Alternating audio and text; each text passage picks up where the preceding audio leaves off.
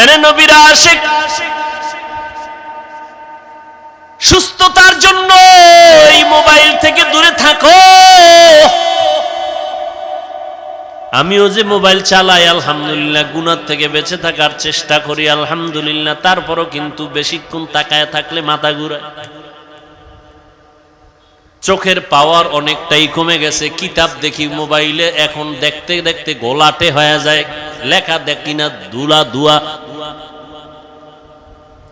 তাহলে তোমার অবস্থা কেমন? আর বাচ্চাদের কাছে এই যে বড় বড় মোবাইল দিয়া বাচ্চারে দেখ, কার্টুন দেখ, এই দেখ, সেই দেখ।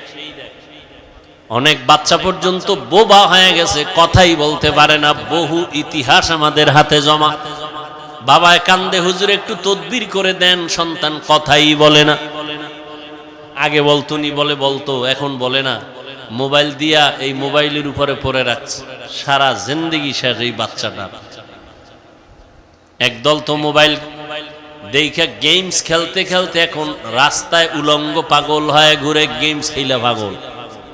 যুবকরা বল, আমার একজনে বলছে, সত্য নি, গেমস খেলা পাগল হইছে যুবক, সত্য নি। কি গেমস জানি এটা? তোরাও খেলতেছ না তো? পাগল হওয়ার ডেটটা কবে?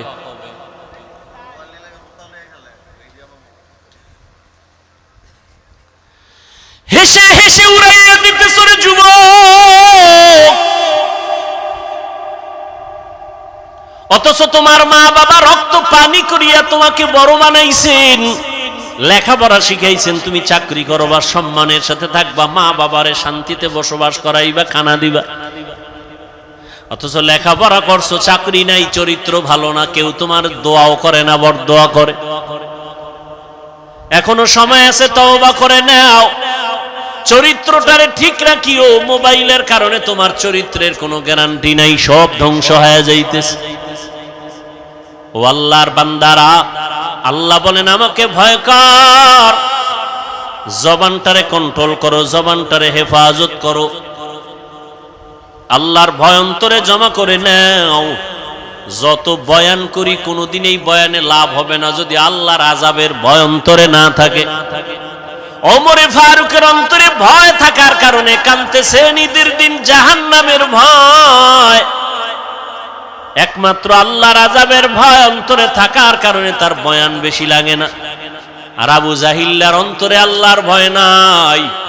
নবীজি 13টা বছর বয়ান করিয়াও কালেমাওয়ালা বানাতে পারেন নাই। ও যুবক, ও পর্দার আড়ালের আম্মা জান, আপনাদের এত মর্যাদা। আমার নবী যুবকের দ্বারা শক্তিশালী হওয়ার ঘোষণা দিয়েছেন। হযরত আলী তার হাতে আসছেন কালেমাওয়ালা। নবী কলিজার কন্যাটারে আলীর কাছে দিয়া আলীরে জামাতা বানায় দিলেন, আর কলিজা দিয়া নবী দোয়া করলেন, আনা দারুল হিকমা ওয়া আলিউল বাবুহা, আমি মুহাম্মদ হলাম ইলম ও হিকমতের ঘর, আর এই ইলমের ঘরের দরওয়াজা আমার আলী। ওই আলীর ঘরে আছে ফাতেমা রাদিয়াল্লাহু আনহা।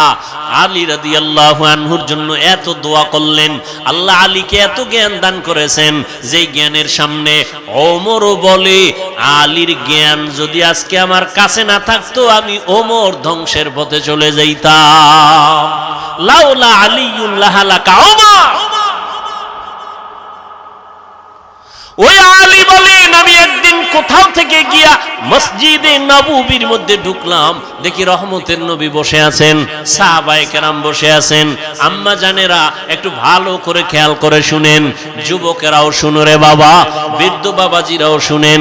হযরত আলী বলেন, আমি মসজিদে নববীতে ঢুকলাম, রহমতের নবী বসে আছেন, অন্যান্য সাহাবায়ে কেরামরাও বসে আছেন। একটা প্রশ্ন চলতেছে, জবাব চাইতেছে নবী, কেউ জবাব দেয় না। প্রশ্নটা হলো, এই দুনিয়াতে নারীদের জন্য শ্রেষ্ঠ সম্পদের নাম কি? নারীদের জন্য শ্রেষ্ঠ সম্পদ কি? কেউ জবাব দেয় না। হযরত আলী বলেন, আমি ঢুকলাম, বসে থাকলাম, কিছুক্ষণ পর দেখলাম কেউ জবাব দেয় না। আমার অন্তরে একটু দাগ আসলো, হঠাৎ করে একটা জবাব আসলো এভাবে যে, নবীর কলিজা ফাতেমা, আমি ফাতেমার কাছে জিজ্ঞাসা করলে মনে হয় জবাবটা পাইতে পারি। দৌড় বলবো। প্রশ্ন কি? গেছে। প্রশ্ন কি? নারীদের জন্য শ্রেষ্ঠ সম্পদ কি? হযরত আলী বলেন, আমার ফাতেমা হয়তো জবাব দিতে পারবে, আমি দৌড়ায় যাই নবীর কলিজা ফাতেমার থেকে জবাব নিব। হযরত আলী বের হয়ে গেলেন, দৌড়াইয়া ঘরের কিনারায় গিয়া দরজায় ধাক্কা দেয় না। ও নবীর আশিক, নবী ধরে ধরে সুন্নাত শিখায় গেছেন, ঘরে যদি ঢুকতে চাও নিয়ম কি? হযরত আলী ঘরের মধ্যে ধাক্কা না দিয়া ঘরে ঢোকার নিয়ম হলো আগে সালাম দাও। হযরত আলী দরজার সামনে গিয়া আসসালামু আলাইকুম ইয়া আহলাল বাইত, ও ঘরওয়ালারা তোমাদের উপরে শান্তি। হযরত ফাতেমা ভেতরে কাজে ব্যস্ত ছিলেন, সংসারের কাজে, কাজ বন্ধ, স্বামী আসছে, ওয়া আলাইকুমুস সালাম বলে দরজা খুলে দিয়েছেন। আলী ভেতরে ঢুকলেন, ঘামটা মুছায় দিলেন, ফাতেমা খেদমতের জন্য দাঁড়ায় গেলেন। সব কাজ বন্ধ, এখন স্বামীর কাজ, এটা বড় খেদমত। আমগো আম্মাজানেরা কি করে, এতক্ষণ আম্মাজান শুয়ে শুয়ে টেলিভিশন দেখছিল, স্বামী এসে টের ভাইয়া হুদাও একটা কাজে গেছে গা, স্বামীর কোনো খেদমতের চিন্তাই নাই। স্বামী যদি বলে একটু পানি কি দেওয়া যাবে, নিয়ে খাও। ঠিক নি? হ্যাঁ, তো জোরে বলবেন।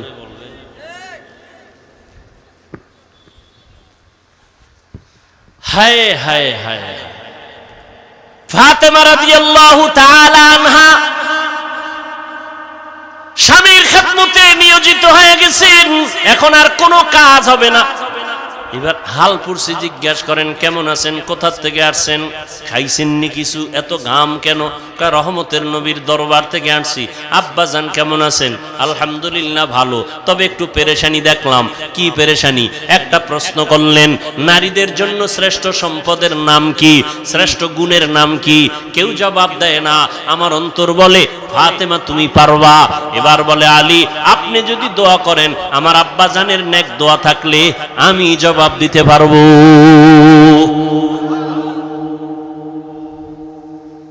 আম্মাজান এমন দোয়া পাইছেন, মা ফাতেমা রাদিয়াল্লাহু আনহার। এবার আল্লাহর রাসূলের মেয়ে জবাব দিছেন, শুনবেন না আরেকটু দোয়ার দিয়ে আগায় যাব? নবীজি একটু মন খারাপ লাগলেই ফাতেমার বাড়ি গিয়ে হাজির। কোথাও যাইবে, শেষে ফাতেমার বাড়ি যায়, এরপরে যায় বিদায় নিয়ে। আসবেন ফাতেমার ঘরে আগে আসেন, এরপরে অন্যদিকে যান। ওখানে আরো কলিজার দুইটা সন্তান আছে, হাসান, হোসাইন। নামগুলো একটু ভালো করে বললেন। একজনের নাম রাজ্জাক। রাজ্জাক তো আল্লাহ, বান্দা কোনো রাজ্জাক না, বান্দা হলো আব্দুর রাজ্জাক। হ্যাঁ,